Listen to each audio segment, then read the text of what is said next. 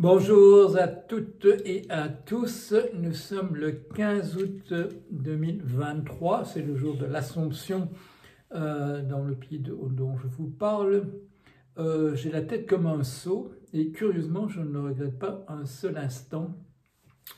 Pourquoi? Parce que je viens de lire à toute allure un document de 98 pages en texte serré, simple interligne et un document rébarbatif, mais que j'ai lu avec délice.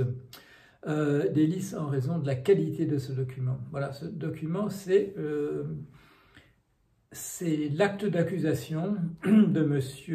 Donald Trump, ancien président des États-Unis, et de 18 autres co-conspirateurs inculpés, tous inculpés. Le document a été rendu disponible à 3 h du matin pour nous, en Europe. J'ai commencé à le lire dans la matinée, j'ai mis une petite indication sur mon blog que j'allais le lire avant de faire davantage de commentaires. Donc, 19 co-conspirateurs, dont M. Donald Trump, des noms connus dans la liste, des noms moins connus, je reviendrai dessus.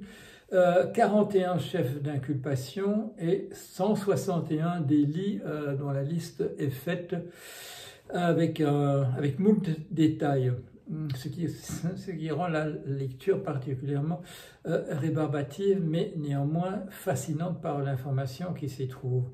Alors, qui est-ce qui a émis ce document? C'est la Cour de l'État américain de Géorgie. Voilà. C'est signé de Madame Fani Willis, une dame procureure qui a commencé son enquête il y a donc au moment du 6 janvier 2021, au moment de la passation des pouvoirs de M. Trump à M. Biden. 2 ans, 2 ans et demi d'efforts. On pouvait se poser la question. Pourquoi tant de retard? Pourquoi tant de délai? Et quand on lit le document d'un bout à l'autre, on se rend compte que probablement aucune minute, aucune seconde n'a été perdue, parce qu'il y a là de l'information, je dirais, à ce point détaillée que ça a dû prendre du temps de rassembler l'information et aussi de la diligence et des efforts tout particuliers pour entrer dans le détail des accusations, voilà, de la description des différents délits, un nombre considérable de délits, donc 161, 41 chefs d'inculpation et 19 personnes inculpées. Il est mentionné encore, il est mentionné à différents moments une 30 personnes supplémentaires appelées co-conspirateurs, mais qui n'ont pas été inculpées, probablement parce que voilà, il s'agit de personnes, je dirais, de sous-fifres éventuellement, voilà, de gens qui ont joué un rôle relativement mineur. Alors, dans les personnes qui sont aux côtés de Trump dans la liste des inculpés, un certain nombre de personnes qui se sont trouvées en particulier assez récemment dans la liste des co-conspirateurs non inculpés lorsque M. Jack Smith a récemment inculpé M. Trump et lui seul, mais a mentionné un certain nombre de co-conspirateurs non inculpés. Ici, un certain nombre de ces co-conspirateurs sont inculpés. Il y a en particulier un nom qui n'apparaissait pas dans la liste de Jack Smith récemment, sur dans le même chapitre de tentative de coup d'État, ou en tout cas d'empêchement, d'entrave à la passation des pouvoirs entre les deux présidents, l'ancien ayant perdu les élections et le nouveau. Une personne qui n'était pas mentionnée chez Jack Smith, c'est monsieur Mark Meadows. Mark Meadows, chef de cabinet de Trump à la Maison-Blanche. Ici, il est non seulement mentionné, mais il est dans la liste des inculpés. On s'était posé la question de savoir pourquoi ce chef du cabinet de M. Trump, qui avait participé à la plupart des discussions qui constituent voilà, le coup d'État en tant que tel, ce monsieur avait collaboré, avait coopéré avec la justice, Mark Meadows, avant de se rétracter. Mais il est bien possible que sa rétractation soit un petit peu, comment dire, d'ordre tactique ou d'ordre stratégique, et qu'en tout cas il en est dit suffisamment à M.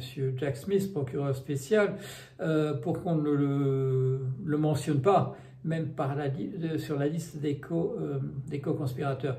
Ici, il s'y trouve non seulement sur la liste des co-conspirateurs, mais des co-conspirateurs inculpés, donc au niveau, non pas au niveau fédéral, comme l'enquête et voilà, la procédure lancée par M. Smith à la demande du ministre de la Justice, M. Garland. Ici, M. Meadows est non seulement mentionné, mais il est, excusez-moi, il est inculpé. Alors, aux côtés de Trump, parmi les noms bien connus et qu'on attendait, et qui font partie de la liste des gens qui étaient mentionnés comme co-conspirateurs de M. Trump, même si leur nom, voilà, en fait, dans le document de Smith, il était simplement mentionné, voilà, il existe un certain nombre de co-conspirateurs, mais dont les noms n'étaient pas mentionnés, mais dont 5 d'entre eux au moins étaient facilement reconnaissables. Monsieur Rudolph Rudy Giuliani, ancien maire de New York, mais aussi connu plus récemment comme avocat de M. Trump. Monsieur Eastman, un autre avocat de Trump. Messieurs Giuliani et Monsieur Eastman ayant été très actifs le 6 janvier, parce qu'ils se sont trouvés aux côtés de Monsieur Trump à l'ellipse, c'est-à-dire donc dans ce parc où ils ont ensemble chauffé les troupes avant de les lancer à l'assaut du Capitole, à l'assaut de l'Assemblée nationale. Monsieur Eastman est mentionné dans la liste, Monsieur Meadows, je viens de le dire, un autre avocat de Monsieur Trump, Monsieur Chesebrough, qui a un rôle relativement mineur dans les accusations de Monsieur Jack Smith, mais ici qui joue un rôle tout à fait fondamental, parce qu'un grand nombre de ses actes et de ses manigances sont mentionnés dans le détail. Il y a Monsieur Jeffrey Bossert Clark, qui est un personnage tout à fait mystérieux, une personne d'un rang relativement mineur dans le ministère de la Justice, mais qui, dans des négociations avec le ministre de la Justice en fonction à l'époque, en fait non nommé véritablement, faisant acte de ministre de la Justice, parce que M. William Barr venait de donner sa démission absolument écœuré. Il avait fini par être écœuré quand même. Ce monsieur Clark s'annonce à eux, au ministre faisant fonction et à son assistant, en disant: si vous ne faites pas ce que je vous dis qui sont les ordres de Trump, on m'a dit de vous annoncer que j'allais vous remplacer. Bon, donc ce monsieur est dans la liste, monsieur Jeffrey Bossert Clark. Il est l'auteur en particulier d'un document mentionné ici dans l'acte de l'accusation, où il se proposait de faire savoir à un certain nombre d'États qui étaient les États visés dans le plan de renversement, tout particulièrement parce que les votes étaient relativement proches, relativement serrés.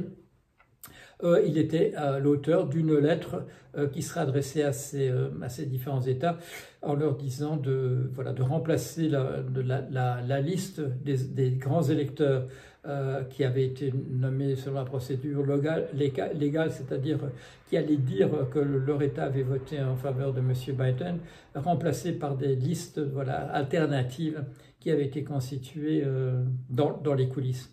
Et la constitution de ces listes et l'identité des personnes qui avaient accepté d'être de faux électeurs de cette manière-là est tout à fait centrale donc à l'acte d'accusation ici.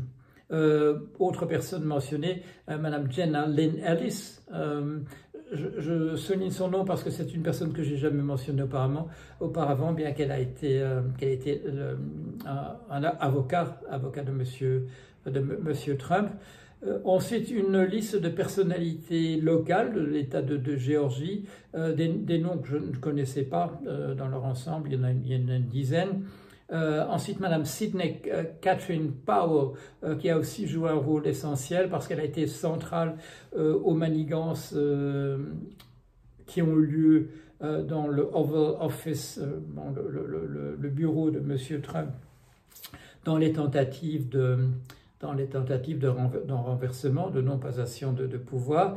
Elle est mentionnée aux côtés de deux dames dont je vais mentionner le nom, Madame Kathleen Alston Latham et Madame Misty Hampton, Misty étant bien entendu un surnom. Ces trois personnes, Madame Sidney Powell, Madame Kathleen Alston Latham et Madame Misty Hampton, passent un très mauvais quart d'heure dans l'acte d'accusation parce qu'elles sont accusées, avec des descriptions extrêmement détaillées, d'avoir bidouillé des machines à voter, des machines électroniques à voter. C'est-à-dire qu'elles ont commissionné un certain nombre de gens pour fracturer ces machines et ont, semble-t-il, essayé de modifier les votes qui avaient été enregistrés. Donc, curieusement, ces personnes qui sont peut-être... Madame moins connue, Madame Sidney Catherine Powell est surtout connue de tous par ses déclarations fracassantes sur le fait que, manifestement, par exemple, le vote avait été bidouillé en faveur de Biden à l'intervention du président Chavez du Venezuela, ce qui montrait qu'elle ignorait en particulier qu'il était mort, des choses qui paraissaient essentiellement folkloriques. Ses tenues aussi, en général, c'est spectaculaire, avec beaucoup de peau de léopard, enfin bien entendu de faux peau de léopard, dans sa manière de s'habiller. Par ailleurs, et c'est là que le contraste est un petit peu comique, une manière de s'habiller très conservatrice, mais avec ses peaux de bête apparaissant de manière un petit peu incongrue. Mais ici, elle est en mauvaise posture, en compagnie de ces deux autres dames, Madame Latham et Madame Hampton, pour avoir manifestement dirigé des opérations dont le but était très clairement d'essayer de renverser non seulement le vote par des arguments, je dirais, de type rhétorique, en disant ceci ou ça, qu'il est bien connu, par exemple, qu'il est bien connu que 30 000 votes ont été fourrés, ont été mis dans des urnes, etc., des choses comme ça. Mais non, là, véritablement, elles ont mis la main à la pâte avec quelques ouvriers en train de faire sauter, sans doute des scellés, des choses comme ça. Elles sont entrées dans les ordinateurs pour essayer de modifier le vote.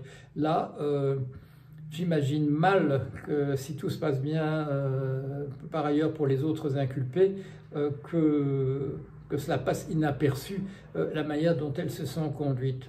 Alors, chose à dire qui est tout à fait essentielle, parce que vous savez que Monsieur Trump, qui avait étonné le monde en disant « Ah, la grâce présidentielle, est-ce que je peux l'appliquer à moi-même ?»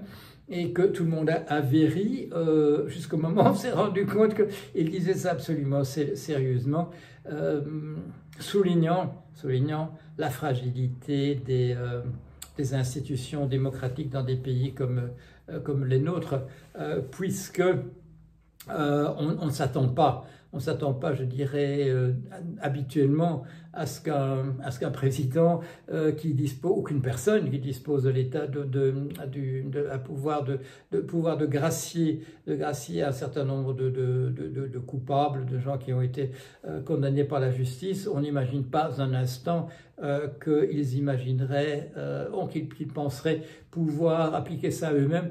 Monsieur Trump a posé la question et comme la réponse était « le cas n'a pas été prévu », il a dit, il s'est frotté les mains en disant « Ah, très très très bien.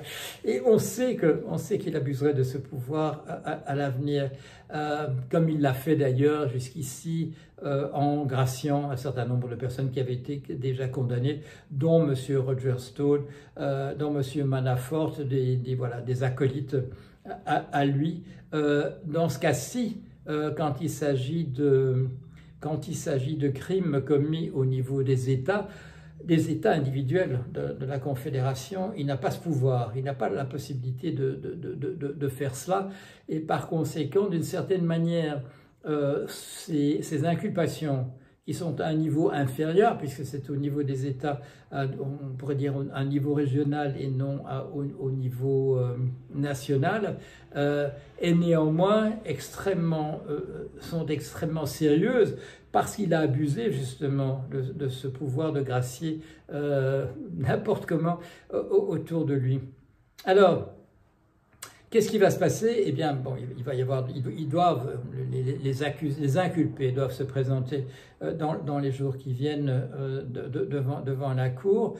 Petite originalité de l'État de Géorgie, les caméras télévision jusqu'ici ont été autorisées dans les salles du tribunal. Ce qui veut dire qu'on pourrait, au lieu de voir voilà, ces dessins qui sont faits, vous savez, de manière classique à propos des procédures judiciaires, il y a des dessinateurs, des dessinatrices qui sont là dans les salles et qui prennent des croquis. Ici, on pourrait voir des choses se passant en direct. Alors, vous le savez, il y a déjà un certain nombre d'inculpations de Monsieur Trump. Il y en a une au niveau local à New York à propos d'infractions aux lois électorales, dans la mesure où il a acheté le silence de 2 personnes avec qui il avait eu des relations sexuelles pour empêcher que ces personnes parle durant sa campagne présidentielle. Ça, c'est au niveau de l'État de New York. Ensuite, 2 séries d'inculpations par M. Jack Smith au niveau fédéral. D'abord pour avoir subtilisé des documents top secrets. Et ensuite pour un certain nombre de faits liés dans les coulisses à l'insurrection, à la tentative de coup d'État au niveau fédéral. Alors d'une certaine manière, la procédure ici en Géorgie est parallèle à cela, mais l'accent est mis sur le niveau local, même si, et ça c'est tout à fait intéressant et pour moi c'était une surprise, on parle beaucoup des interférences de Trump et son équipe au niveau de l'État de Géorgie, mais on fait aussi un relevé très très précis des interventions, des interférences qui ont été les siennes dans d'autres États.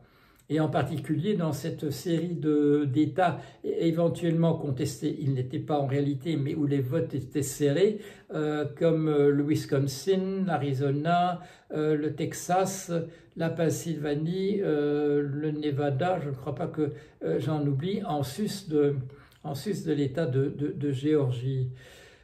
La différence avec ce qu'on a pu voir récemment dans les inculpations de M. Smith, c'est d'abord, d'une part, de M. Smith au niveau fédéral, il n'inculpe que M. Trump, il mentionne des co-conspirateurs sans même mentionner l'existence de ces co-conspirateurs, sans même mentionner leur nom, au point que la presse se pose la question de l'identité d'un 6e comparse. Ici, non, il y a 19 non seulement conspirateurs, mais 19 conspirateurs qui sont nommés et inculpés. Et il y a en plus d'eux une référence au fait de 30 autres conspirateurs qui, eux, ne sont pas inculpés. Donc, une différence majeure. Aussi, différence majeure quand on lit les textes, le niveau de détail dans lequel on est entré ici au niveau de la Géorgie. Il faut féliciter cette madame Willis, Fanny Willis, pour le travail qui a été fait par sa cour, qui est donc une cour de niveau local et pas de niveau fédéral. il n'y a pas un élément d'information qui manque quand on vous parle d'une conspiration, d'une sous-conspiration entre 2 ou 3 personnages. La liste complète de leur conversation téléphonique est mentionnée. Il y a là un niveau de détail tout à fait considérable. On pourrait dire que dans les incubations précédentes que j'ai pu voir, qu'il y a un certain flou, qu'il y a éventuellement un certain vague, et qu'on pourrait dire, comme l'ont fait d'ailleurs certains soutiens de Trump, oui, tout ça c'est un peu une question d'interprétation, on peut voir ça comme ça, mais on peut le voir autrement. Mais ici, dans cet état de Géorgie où le mensonge est traité plus sérieusement qu'au niveau fédéral, tout cela est détaillé. Chaque fois qu'il y a un mensonge, il est mis mensonge, false statement, déclaration erronée, déclaration malicieuse, etc. Car vous savez, ça a été l'argument principal jusqu'ici de Trump, de dire que quand il réunit un certain nombre de personnes dans son bureau et de dire « Imaginons que quelqu'un voudrait faire un coup d'État, est-ce que ce serait une bonne manière de le faire de cette manière ou d'une autre ?» Il a pu toujours, comme il le fait encore jusqu'ici, dire bah, « C'est une façon de parler, je réfléchissais tout haut. » C'était pratiquement, je dirais, des réflexions de l'ordre de la fiction, des hypothèses qu'on peut poser de telle et telle manière. Ici, dans l'État de Géorgie, on ne prend pas, quand quelqu'un dit on va saboter ceci, on va dire à M. Pence qu'il doit renverser le processus normal et déclarer comme vainqueur M. Trump plutôt que M. Biden, c'est pas considéré comme de la liberté d'expression, c'est considéré comme, et c'est mis à chaque fois, élément supplémentaire dans la tentative d'empêcher la passation des pouvoirs. Élément faisant partie de la conspiration, élément actif dans la conspiration. Donc là, c'est beaucoup plus accusateur, il est beaucoup plus difficile à une anguille de sortir de cela.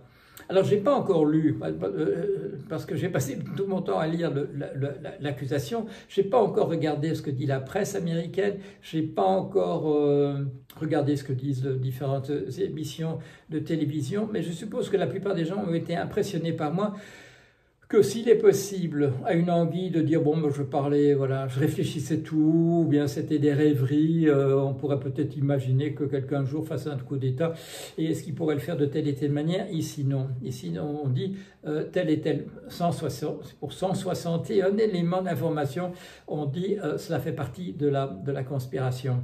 Et là, c'est peut-être aussi, je dirais, une astuce intéressante de Madame Fannie Willis, c'est d'avoir placé tout ça dans le cadre du racketeering, d'une fameuse loi qu'on appelle RICO aux États-Unis et qui avait été mise au point dans les années 30 pour l'extorsion, pour les pratiques de gangstérisme en bande. Eh bien, M. Trump a été pris à son propre piège. C'est son avocat, M. Michael Cohen, qui n'a pas été mêlé à ces affaires-ci du tout, uniquement dans la première, celle de l'argent du silence qui a été donné à 2 dames. C'est M.